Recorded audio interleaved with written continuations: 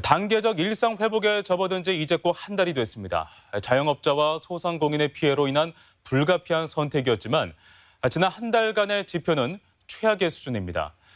그럼에도 지금의 수준의 거리 두기를 유지하기로 한 만큼 이제는 각자의 방역 수칙 준수가 더욱 절실해지고 있습니다. 이경희 기자입니다. 7년 넘게 새벽 장사를 이어온 고깃집. 코로나19로 영업시간이 제한되면서 타격이 컸지만 단계적 일상 회복에 기대를 걸었습니다. 새벽 장사가 가능해지고 인원 제한이 풀리면서 연말 회식과 모임을 하겠다는 문의도 잦아졌습니다.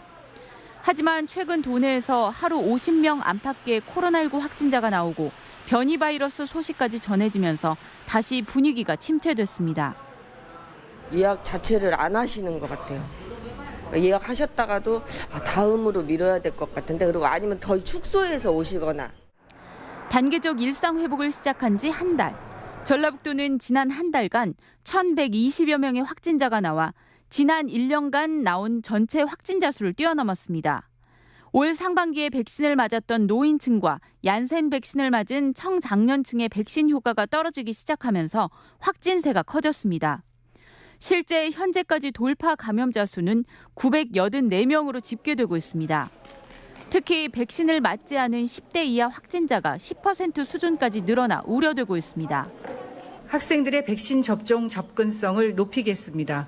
예방 접종 센터를 운영한다든지 위탁기관 지정이나 학교 직접 방문 등의 변이 바이러스 오미크론의 위협까지 더해진 가운데 방역 당국은 거리 두기 강화보다는 추가 백신 접종에 더 힘쓰기로 했습니다. 특히 12세에서 17세 사이의 접종률이 낮아 고민인데 고3 학생의 확진자가 적은 점은 백신의 효과라고 강조했습니다. 지금 고3 학생만큼 접종률이 높은 연령층이 없습니다. 그리고 가장 늦게 접종이 이루어졌기 때문에 백신의 효과가 유효한.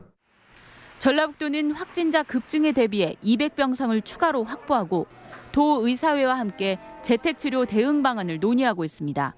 MBC 뉴스 이경입니다.